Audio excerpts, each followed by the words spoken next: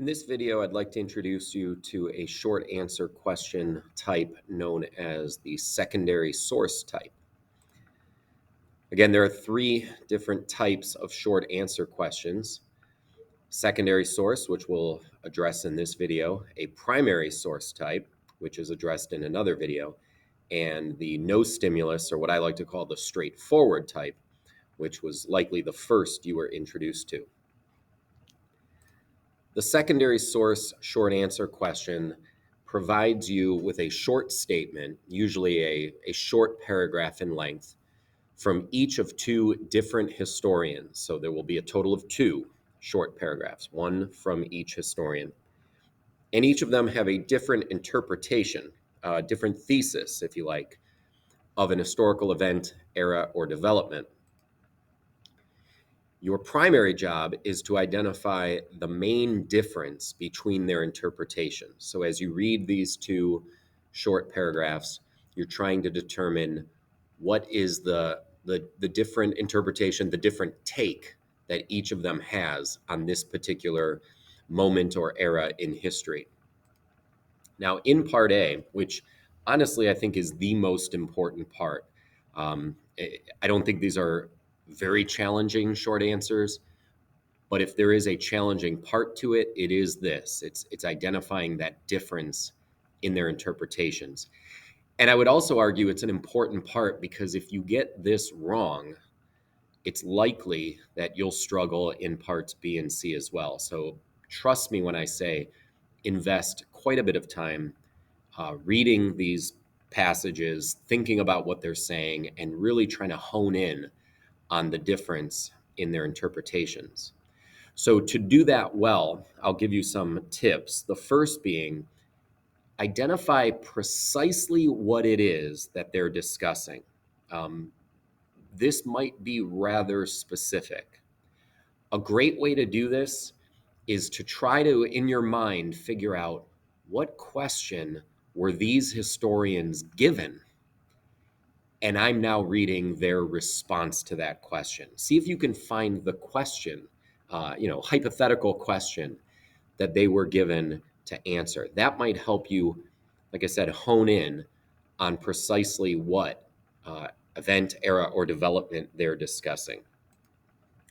Then, once you've established that, then you're going to compare their two claims. So, for example, if the question that they were asked was, what is the primary cause of the American Revolution?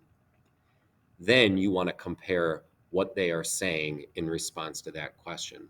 Now, going back to that first point there, they're not simply comparing the American Revolution, right? The American Revolution, while that is an historical event or an era, that's very broad. They might be, in my hypothetical scenario here, they might be comparing what caused the American Revolution, what they both believe was the primary cause of the American Revolution. That's the question. That's what you want to hone in on. Okay. So you're not just comparing what did they think about the revolution? No, what did they think its primary cause was? When you compare the two claims, you can literally, you could write it in one sentence. I would probably recommend two, but you could write it in a very simple format like this. While historian A argues that the primary cause of the American Revolution was this, historian B believes it was this. Now, again, that could be broken into two sentences. Historian A argues the primary cause of the American Revolution was, period. Historian B, on the other hand, believes the primary cause was this, period. Now, some more tips about part A and how you want to answer this first critical part. Do not quote them, all right? Do not lift from the passages what they're saying. And I would say, even if you feel like this line or this phrase captures it, don't quote them. Rarely does a student do that well. And they're really not designed where you can just take a quote from them and answer this. That might be too easy. But really, when you quote them, what you end up doing is really just describing what each is saying, and you're not comparing their responses to that hypothetical question. So, again, don't quote, read them carefully, think about them, paraphrase what each seems to be saying in response to that question, and then compare those responses. Okay. Uh, I also have here that when you do quote, and this is going to be true when we talk about the DBQs as well, I'm going to encourage you not to quote from the documents. But a lot of times when readers of your exam see quotes, 99% of the time it's a signal this kid doesn't know what they're talking about. So we avoid quoting. Also, I encourage you, don't compare what they're saying in general ways, in vague ways. Be rather specific. How precisely is each answering this question? What do they each think is the primary cause of the revolution? So, for example, you don't want to say something as broad as, well, historian A has like a political take on this. They see the American Revolution in a political way, while B sees it in an economic way. That might be a little too vague. What is that political cause that they believe is primary? Or what is that economic cause that they believe is primary? Be a little more specific when you're comparing their interpretations. As I said, this could be done in one or two sentences. If you find that what you believe is their interpretation is fairly involved or complex, then break it into two sentences. A long sentence, even if it's well written, can get a little wordy or confused. So I would argue do two sentences and you'll be fine. But this is a very important tip here. It's one of my biggest frustrations with student writers. Once you've identified that difference in their interpretations, that is all you should talk about. One significant difference between them, and stay focused on that. For whatever reason, students, I think they doubt themselves. They're like, well, I think this is what they're both saying, but just in case that's not it, I'm going to throw this in too. Kiss of death. Do not do that. One difference. If you think there's two possible ways you could go with this, spend 30 seconds mulling them over and then pick the one you like better and go with it. Stay focused on one thing, please. Now that's part A. Parts B and C are very similar.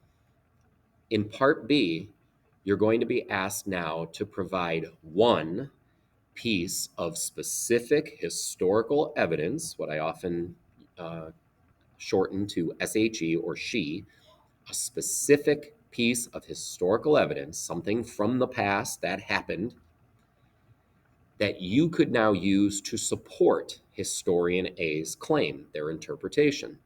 And then in part C, you're going to do the same thing, but with the other historian.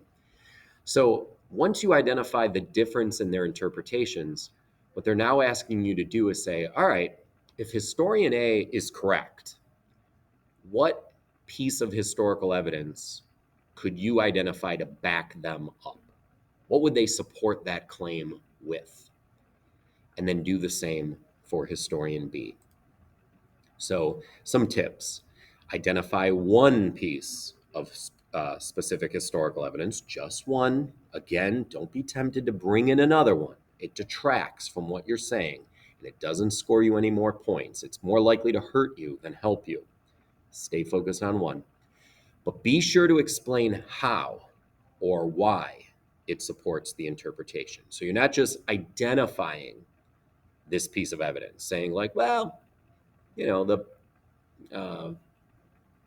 Stamp Act supports this interpretation. How does it? Why does it? Why would that historian use that to support his or her claim? Okay, that's key. Here's how to structure parts B and C. So I'm going to suggest 3 to 4 sentences. First, and please follow this precisely. This format, this order, it works. First, briefly restate that historian's interpretation. So in part A, you compared their interpretations. Now that you're just focusing on one of them, reintroduce what they're claiming. Okay, so historian A believes the primary cause of the American Revolution was this.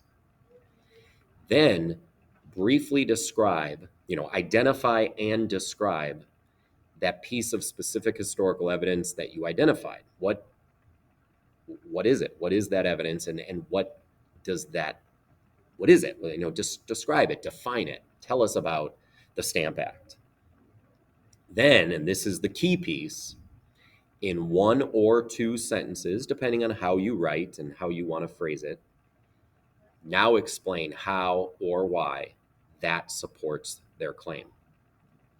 Don't just assume that it does. Don't just assume that the reader's going to get it. Oh, yeah, the Stamp Act, of course that supports it. Show us how. Tell us how. Make sure you're referring back to the historian's interpretation in this part. Keep coming back to that. Because this historian claimed this is how it supports it. You want to keep connecting back to that interpretation. That's what it's all about. And I think now you see why spending time in part A is so important. You have to nail that down so you can do a good job in parts B and C. And again, as I said, in part C, you're doing the exact same thing, exact same format. You're just doing it with the other historian now. Okay. So I hope you find that to be relatively easy to do. Of course, it'll take some practice, but once you get it down, you'll find that these are a pretty good short answer question, one that we can definitely get all 3 points on, and you'll be very knowledgeable of history, so you will have confidence that you know the material well. All right, good luck.